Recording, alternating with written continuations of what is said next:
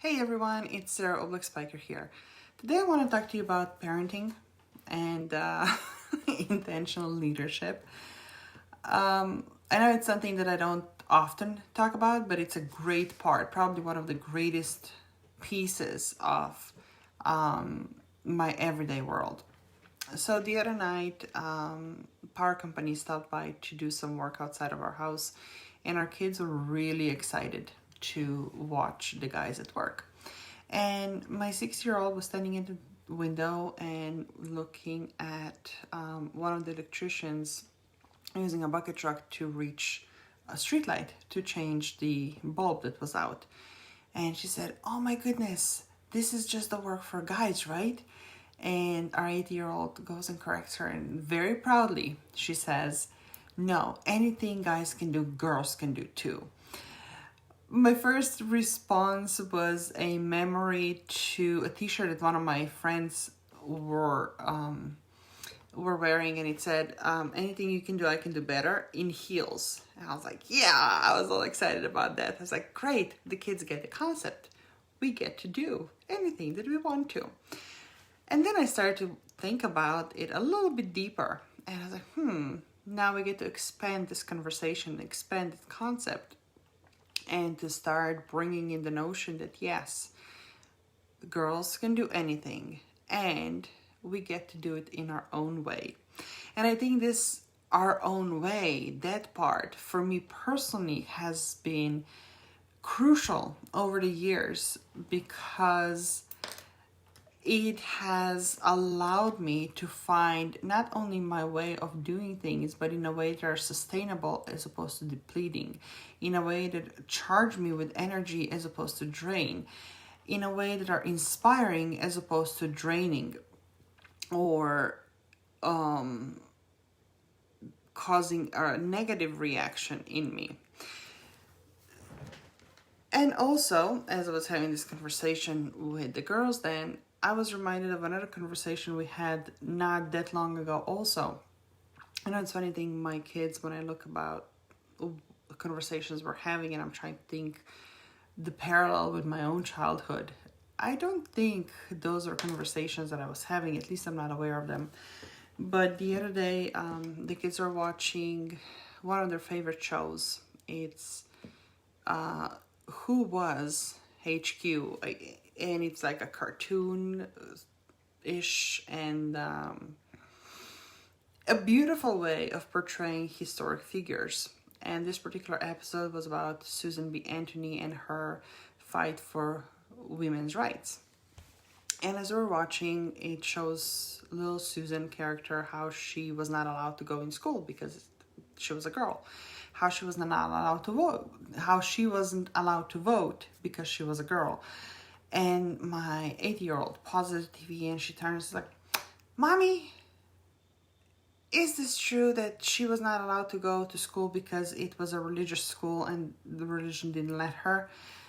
And it was another beautiful opportunity that I saw. I was like, wow, I also get to change the stories and the teachings from what I received at this age that greatly shaped my perception to what I intuitively know might allow her to expand hers.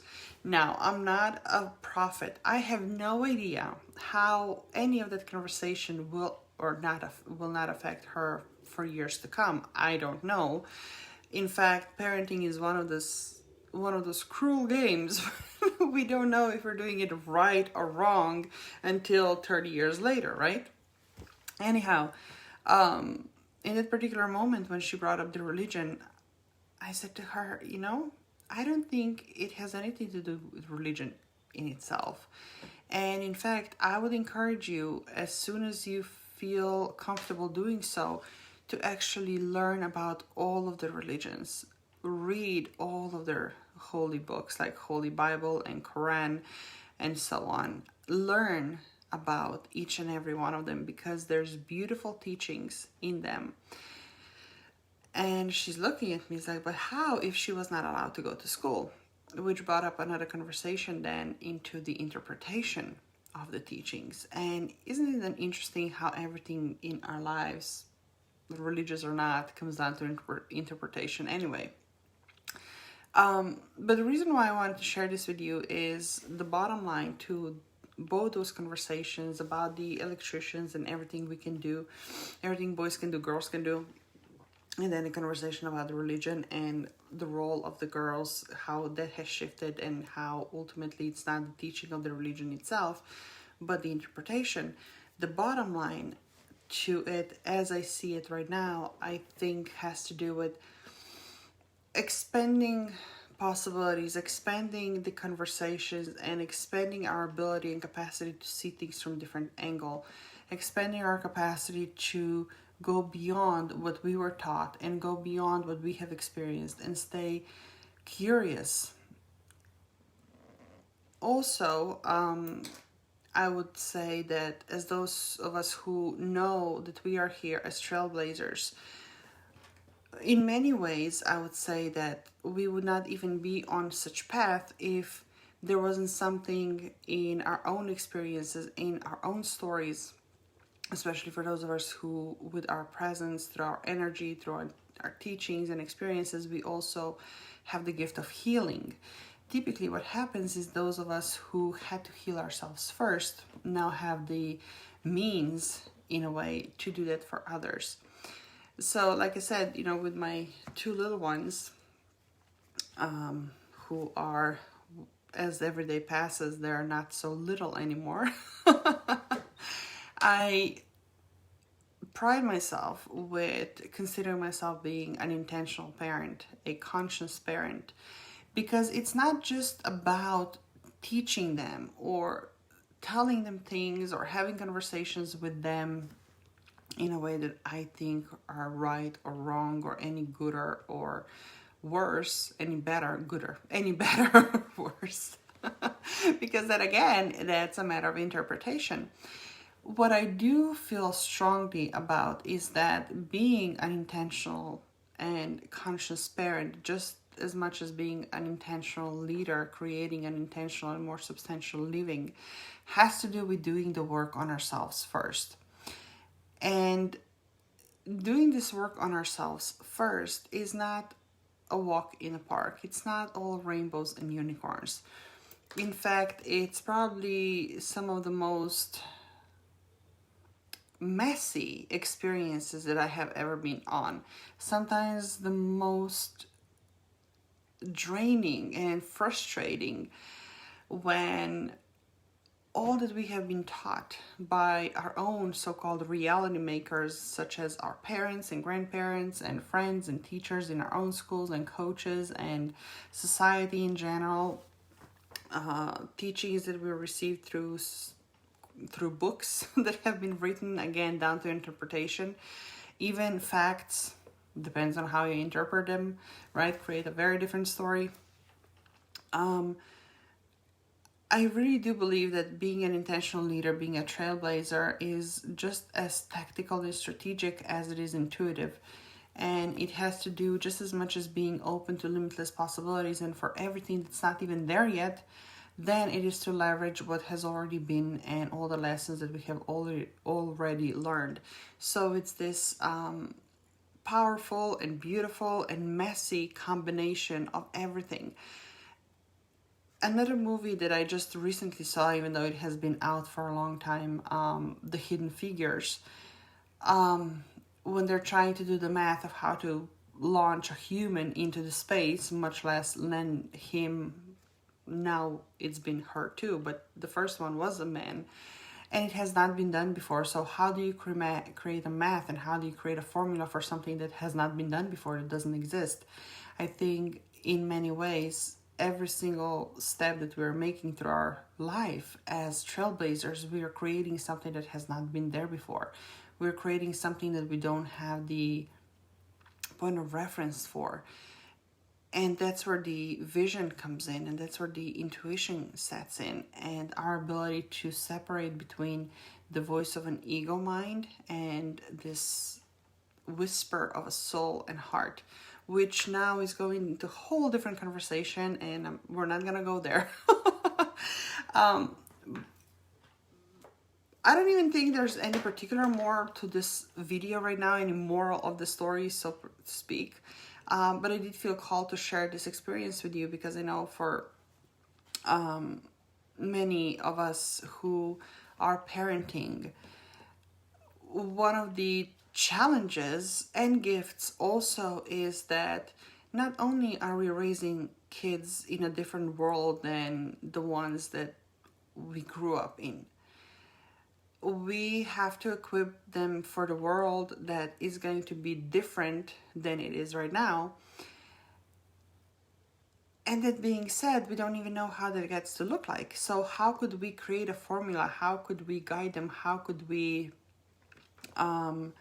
prepare them, right?